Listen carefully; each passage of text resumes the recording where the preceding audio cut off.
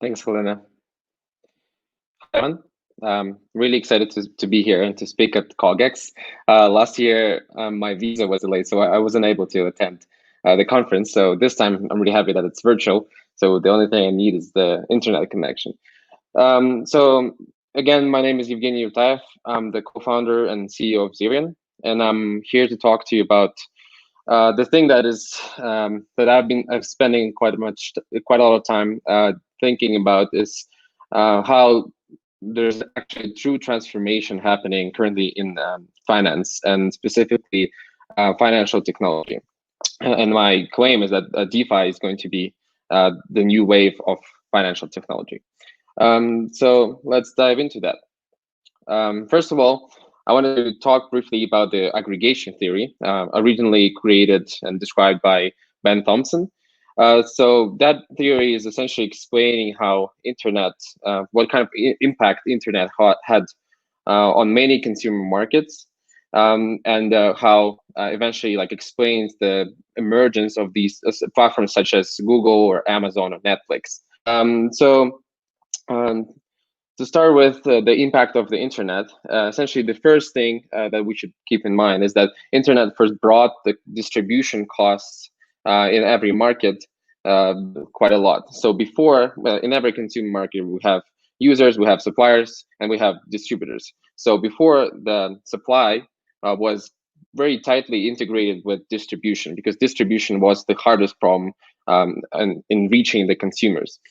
What internet did, along with bringing the distribution costs down, it brought the transaction costs down, resulting in a new wave of new and innovative companies that modularized supply. So essentially, you can think of different content, like pieces of the content, and Google was the aggregator that eventually modularized supply into different websites and allowed users to search for these different pieces of content. So ultimately, users are the ones who benefit the most from that transformation because essentially, so for them, they're lower transaction costs, and at the same time, they're getting much supply. And the only thing that is important right now for them is actually curation by the distributors. Moving on, so I wanted to give a brief example of how it currently looks. How it was transformed on different markets. So one market, as an example, was the newspaper market. Before you had content makers or content writers as suppliers of the content. You had different newspapers as the distributors, and readers eventually are the ones who are getting the content. So what happened after the internet and what aggregation theory is predicting is that Google is replacing that all different distribution channels, different newspapers into a single channel that builds trust with the readers. Similarly, we can look at the music industry example. So in that case, you had singers before, many of the singers, and they were reliant on labels because labels had direct access to the listeners. So they were able to, and also labels were the ones who were bearing the costs of the distribution because they had to create CDs or distribute and deliver all this music to the listeners. What happened next? Streaming, Spotify was catching on that wave, and essentially they became the aggregator, and among a few others who became the new generation music industry leaders. So they were able to aggregate again the supply and bring it to the users directly. So what happens? So now, let's talk a bit about the current state of finance. As you all probably experienced, that finance as of now is extremely localized. So if you are living in one country, it's very hard to get access to any of the financial services across your border. And that applies not just to traditional banking services, but like stocks, for instance, purchasing stocks of any country is quite a pain if you're not living in the US. And on top of that, we get very high transaction costs. So let's say you can think of any wire transfer being really, really expensive to make, like $35, let's say, the minimum to transfer a small amount, any amount of money from one country to another. And second is this industry is heavily restricted. So essentially, we have very high distribution costs and entry barriers to innovate in finance are very high. So that all results in pretty bad experience for the end consumers, and at the same time, very slow innovation. Um, but fintech was originally aimed to solve that problem, but this in reality didn't really happen because fintech is essentially coming to the same market with just better tools. So essentially, fintech companies, they were able to bring some of the new UX, but they really weren't able to transform the industry because they didn't modularize the supply. So all the fintech companies, they had to partner with existing financial companies like different banks and or different brokers in order to get access to the same instruments that were available before. Now we're coming to the most important part of the talk is talking about the DeFi space. So DeFi is actually making this huge change in the financial industry. So I'm trying to say that DeFi is, in a way, the internet of finance. Because it does exact same things that internet did for different consumer markets eventually. So first of all, it decreases transaction costs, and now the transfer of, let's say, transfer in digital currency is much cheaper than transfer of like a wire transfer. And also, it does decrease significantly the distribution costs again. So distribution costs of creating a new financial instrument are much easier, and I'm going to prove that in the next couple of slides.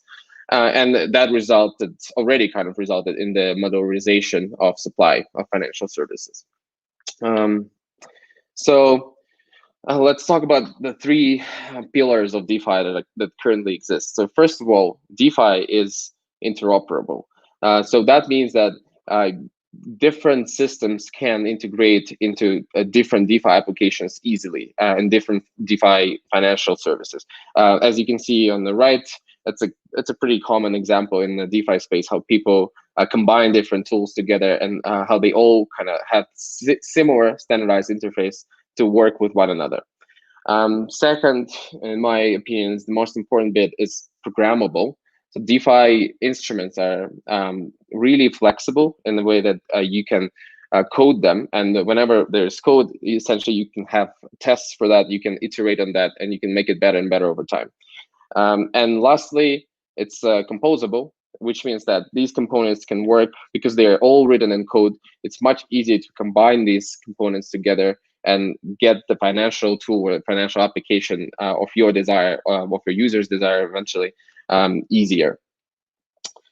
So that all is possible because DeFi is developer friendly. So whenever we are thinking of traditional fintech, anything that you want to innovate in the fintech space still requires a lot of capital or partnerships, so some access to some external resources that are not readily available for everyone. What DeFi does, in contrary, is that anyone can start innovating in the DeFi space because it all comes down to writing some code. So I just wanted to give first a few examples of projects that were really like that bootstrapped from ground up with pretty much no funding whatsoever. So one example is Curve. They were launched about 4 months ago, and they in these 4 months they processed over $200 million in volume. So Curve is a trading platform.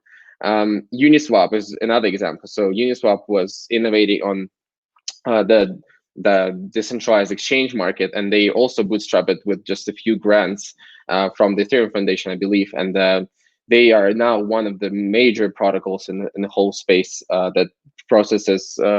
I think, yeah, it's about 9 million in daily volume. And 1inch is another great example. Started at the New York hackathon, and they were able in about a year from like right now, they were able to process about 300 million in trading volume. So all of these projects were bootstrapped from essentially zero, and a lot of people are using them because they provide a lot of value to the space. To continue that thread, last month there was a Hack Money hackathon hosted by East Global, and over just 1 month of this virtual hackathon, 100 different DeFi projects were built. So that kind of shows the level of the speed of the innovation in the space is accelerating. So this was not possible before. Going next, I wanted to talk first about the basic unit of the DeFi space that is already available in many different forms as stablecoins. As Louis Kerner puts it, stablecoins today are largely just digitized dollars, and that sounds very simple, and it exactly is very simple. The difference between your dollars that are sitting in a bank versus the digitized blockchain versions of these dollars is that essentially you're making them free, because they are now not limited by the borders, and they're easily can be combined with other instruments or transformed into any other form of value on the blockchain. So it's essentially the analogy can go, you can have just a picture of someone sitting on a table, or you can upload that picture to the internet. So that's kind of the difference between digital dollar and a normal dollar sitting in your bank. The supply in the recent months has been really increasing a lot. So here's the chart of different stable coins available on the Ethereum blockchain. It started with the USDT, which is dominating this growth, and it reached 7 billions by May. And that's a significant growth, and more and more stable coins are going to on chain, and the amount of transactions that are happening in the space and the amount of volume being transferred is drastically increasing. Yeah, as I said before, acquiring some USDC, which is the digital version of like the tokenized dollar, feels like uploading a dollar to the internet. Lastly, to start wrapping up, so I wanted to talk about instruments that are available already in the DeFi space. So apart from a few very basic spot trading smart contracts and protocols like Uniswap or Kyber, things like money markets, margin trading, ETFs, options, futures, and even fixed income products were developed. And the greatest thing is that all of that was first bootstrapped with very little money or just like seed funding from some VCs.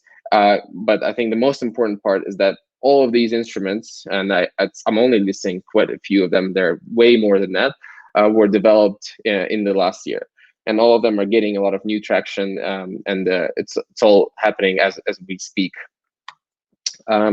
Here, to prove that the point how many new DeFi assets are being created every day. So this is the chart of DeFi tokens. So by DeFi tokens, I mean any programmable tokens in the DeFi space. So tokens, not just the ICO kind of tokens, but tokens that have some mechanism behind them.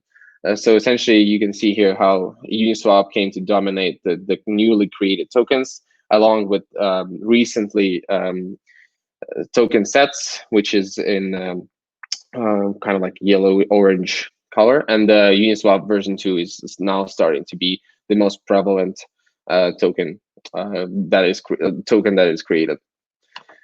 And the abundance of supply and the ability for developers to create new forms of financial instruments easily results in significant growth.